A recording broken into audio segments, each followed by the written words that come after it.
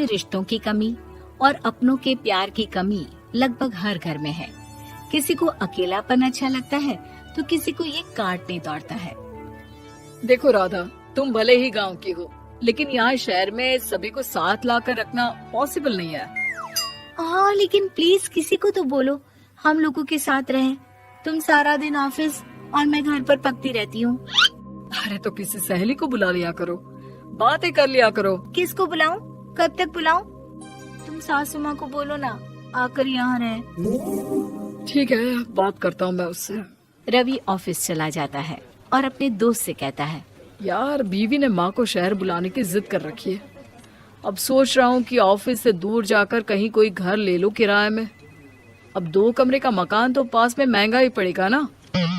पर यार गांव की लड़कियों को शहर शादी करके लाओ तो यही दिक्कत होती है। वो लोग समझ ही नहीं पाती कि शहर की जिंदगी कितनी मुश्किल है। सबकी अपनी अपनी परेशानी है। अब मेरे वाले को देख लो, वहाँ के ऑपरेशन के लिए 2 हफ्तों के लिए लेकर आया था। बीवी ने तो इतना हंगामा किया कि माँ को 1 हफ्ते में ही वापस भेजना पड़ गया। सोच रहा हूँ कि माँ को फोन करूँ और कहूँ कि आ जाओ। क्या पता सास की चिक चिक सुनकर वो भी माँ को गांव भेज दे। आखिर औरतें तो औरतें ही होती है ना। किसे सास के साथ रहना पसंद होगा। बात आई गई हो जाती है। राधा रवि के पीछे एक बार फिर पड़ जाती है। वो 210 वाली है ना?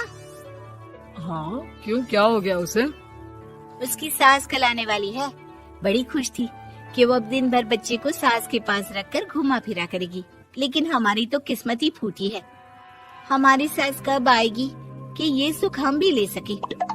देखो, मैं माँ से बात कर लेता हूँ, लेकिन माँ हमेशा के लिए कैसे आएगी? कोई और तरकीब सोचो ना। एक काम करो ना, मुझे गांव छोड़ दो, मैं चली जाती हूँ। कम से कम सास का सुख तो देख लूंगी। लेकिन ऐसा कहाँ हुआ कि कोई सास बहू एक साथ सुख से रहे। रवि तो जानता था सब, लेकिन करता क्या। पर कहते हैं ना, पति का दिमाग है, चलेगा तो सही। एक आइडिया आया है। क्यों ना मैं माँ की शक्ल सूरत का एक रोबोट ला कर दे दूं, जो राधा के साथ बिल्कुल सास वाला व्यवहार करे। मजा ही आ जाएगा। न माँ को लाने की झंझट, न सास बहू की किचकिच। रात को स्विच ऑफ करके अलमारी में पैक। बस फिर क्या था। अगले दिन जैसे ही घर की घंटी बजती है और राधा दरवाजा खोलती है, साथ पे खड़ा होता है रवि और साथ में होती है रवि की माँ यानी कि राधा की सास। माँ जी, मुझे तो मेरी आंख पर विश्वास नहीं हो रहा। कितना अच्छा सरप्राइज है। हाँ, आइए माँ, आइए। मुझे भी अच्छा लग रहा है। मैं भी खुश हूँ, मैं भी खुश हूँ, मैं भी खुश हूँ। दरअसल रोबोट सास की बैटरी ढीली होने के कारण वो एक वाक्य को रिपीट करने लगती है। माँ जी इतनी खुश है कि बार बार दोहराए जा रही हैं कि खुश है, खुश है। मैं अभी पानी लाती हूँ।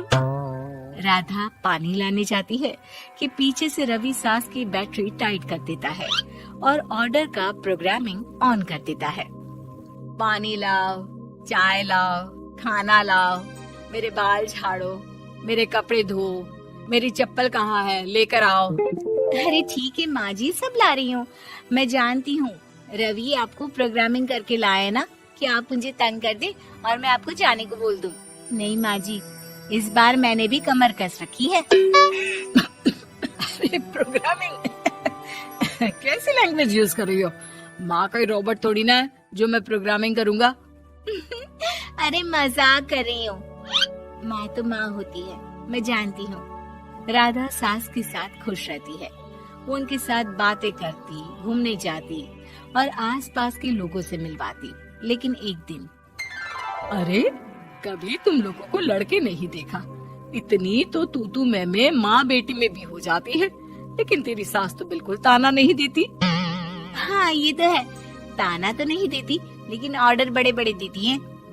अरे ना मानना, 2-4 ऑर्डर अपने आप ठीक हो जाएंगी, तभी देखेगा असली रंग। कौन सा तेरे बुलाने पर आई है, बेटे के बोलने पर आई होगी बुढ़िया। बात तो सही है, लेकिन यार कोई बात नहीं ना, सास लड़ाई करे भी तो कोई परेशानी नहीं है। कितना ख्याल भी तो रखती है। ये तो है, लेकिन तेरी सास तो बिल्कुल नहीं लड़ती, ये कैसे? खैर मुझे क्या।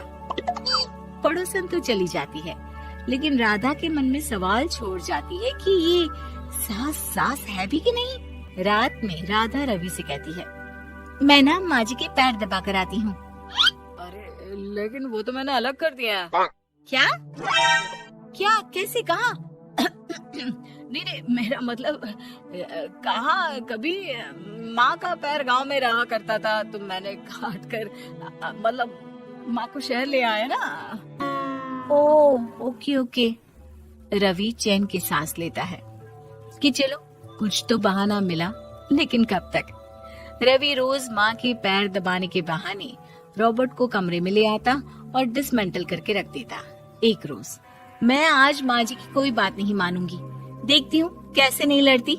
अरे ऐसी भी सास किस काम की जो खटर पटर ना करे। सास का डिमांड मोड ऑन होता है। खाना दे दो, पानी दे दो, नाश्ता चाहिए। लाई माँ जी। मैं ना देने वाली खाना पानी। लेकिन समय बीतता जाता है, दोपहर और फिर शाम और फिर रात। बहू सास को कुछ नहीं देती, लेकिन रॉबर्ट सास कुछ नहीं कहती। रात को जब रवि घर आता है, राधा रो रही होती है। अरे क्या हो गया? तुम्हारी माँ ने मुझसे लड़ाई की, खूब खरी खोटी सुनाई। मैंने तो आज सुबह से खाना भी नहीं खाया है। रवि समझ जाता है कि राधा झूठ बोल रही है, क्योंकि खरी खोटी वाली प्रोग्रामिंग तो उसने की ही नहीं थी। मैं माँ से बात करता हूँ, तुम परेशान मत हो। रवि रॉबर्ट माँ को लेकर कमरे में चला जाता है। वो उसे डिसमेंटल करके रख ही रहा होता है कि राधा, चलकर देखती हूँ माँ जी कहीं रवि को मेरे खिलाफ भड़का तो नहीं रही है।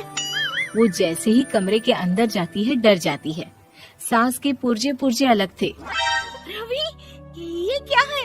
ये माँ रॉबर्ट थी, तुमने ऐसा क्यों किया रवि? कुछ नहीं राधा, मैंने जितना अपने दोस्तों से सुना था कि शादी के बाद वैसे तो सब ठीक रहता है, लेकिन जब माँ और बीवी लड़ते हैं तो पति का बुरा हाल कर देते हैं। और मैं ना सुकून से रहना चाहता था, बस इसलिए।